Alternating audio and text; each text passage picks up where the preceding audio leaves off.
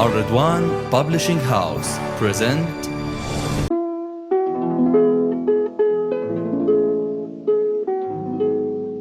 The Last Slice of Rainbow. Jason walked home from school every day along the side of a steep, grassy valley where harebells grew and sheep nibbled. As he walked, he always whistled. Jason could whistle more tunes than anybody else at school, and he could remember every tune he had ever heard. That was because he had been born in a windmill, just at the moment when the wind changed from south to west.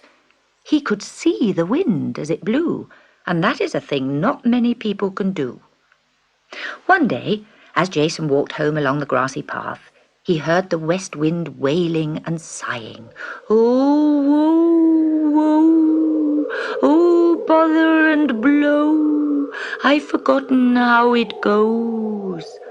What have you forgotten, wind? Asked Jason, turning to look at the wind. It was all brown and blue and wavery with splashes of gold. My tune, my favourite tune. The one that goes like this, said Jason, and he whistled.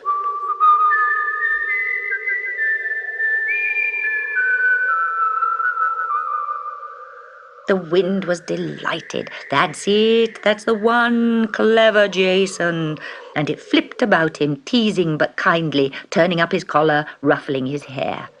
I'll give you a present, it sang to the tune Jason had whistled. What shall it be? A golden lock and a silver key.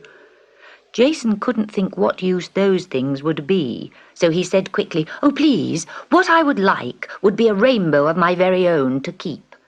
For in the grassy valley there were often beautiful rainbows to be seen, but they never lasted long enough for Jason. A rainbow of your own, that's a hard one, said the wind, a very hard one.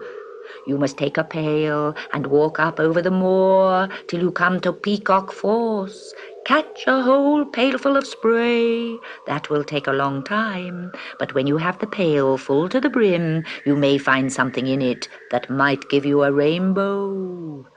Luckily, the next day was Saturday. Jason took a pail and his lunch and walked over the moor to the waterfall that was called Peacock Force, because the water, as it dashed over the cliff, made a cloud of spray in which wonderful peacock colours shone and glimmered. All day, Jason stood by the fall getting soaked, catching the spray in his pail. At last, just at sunset, he had the whole pail filled up right to the brim, and now, in the pail, he saw something that swam swiftly round and round, something that glimmered in brilliant rainbow colours. It was a small fish. Who are you? Said Jason. I am the genius of the waterfall. Put me back, and I'll reward you with a gift. Yes, said Jason, yes, I'll put you back, and please, may I have a rainbow of my very own to keep in my pocket? Humph, said the genius. I'll give you a rainbow, but rainbows are not easy to keep. I'll be surprised if you can even carry it home. Still, here you are. And the genius leapt out of Jason's pail in a high, soaring leap back into its waterfall, and as it did so, a rainbow poured out of the spray and into Jason's pail. Oh, how beautiful. And Jason took the rainbow, holding it in his two hands like a scarf, and gazed at its dazzling colours. He rolled it up carefully and put it in his pocket. Then he started walking home. There was a wood on his way, and in a dark place among the trees he heard somebody crying pitifully. He went to see what it was, and found a badger in a trap.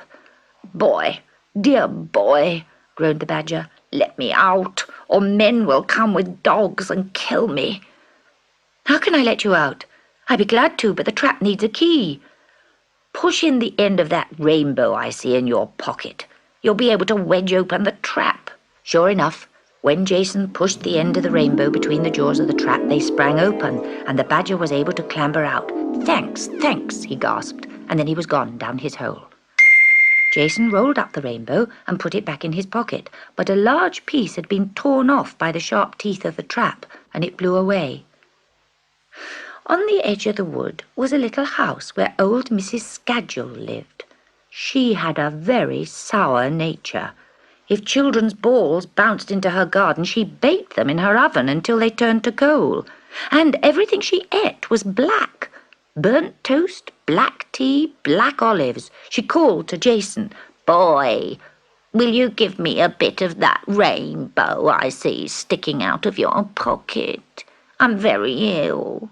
The doctor says I need a rainbow pudding to make me better." Jason didn't much want to give Mrs. Scadgel a bit of his rainbow, but she did look ill. So rather slowly he went into her kitchen, where she cut off a large bit of the rainbow with a bread knife. Then she made a stiff batter with hot milk and flour, stirred in the piece of rainbow and cooked it. She let it get cold and cut it into slices and ate them with butter and sugar. Jason had a small slice too. It was delicious. "That's the best thing I've eaten for a year," said Mrs. Scadgel. "I'm tired of black bread. I can feel this pudding doing me good." She did look better. Her cheeks were pink and she almost smiled. As for Jason, after he had eaten his small slice of pudding, he grew 3 inches. "You'd better not have any more," said Mrs. Scadgel. Jason put the last piece of rainbow in his pocket. There wasn't a lot left now.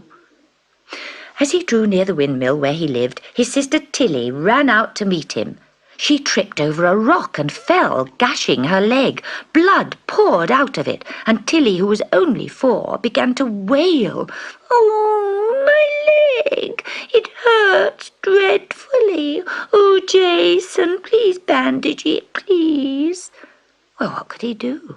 Jason pulled the rest of the rainbow from his pocket and wrapped it round Tilly's leg. There was just enough. He tore off a tiny scrap which he kept in his hand. Tilly was in rapture with the rainbow round her leg. "Ooh, how beautiful! And it stopped the bleeding." She danced away to show everybody. Jason was left looking rather glumly at the tiny shred of rainbow between his thumb and finger. He heard a whisper in his ear and turned to see the west wind frolicking, all yellow and brown and rose-coloured. "Well," said the west wind, "the genius of the waterfall did warn you that rainbows are hard to keep. And even without a rainbow, you're a very lucky boy. You can hear my song, and you have grown 3 inches in one day." "That's true," said Jason.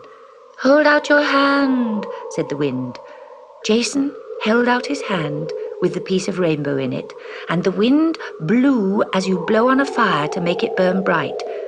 As it blew, the piece of rainbow grew and grew until it lifted up, arching into the topmost corner of the sky.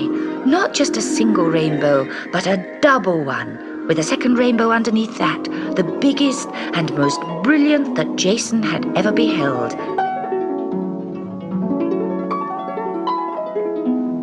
Many birds were so astonished at the sight that they stopped flying and fell, or collided with each other in mid-air.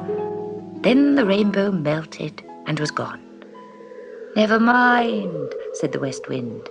"There will be another rainbow tomorrow, and if not tomorrow, next week." "And I did have it in my pocket," said Jason, and he went inside for his tea.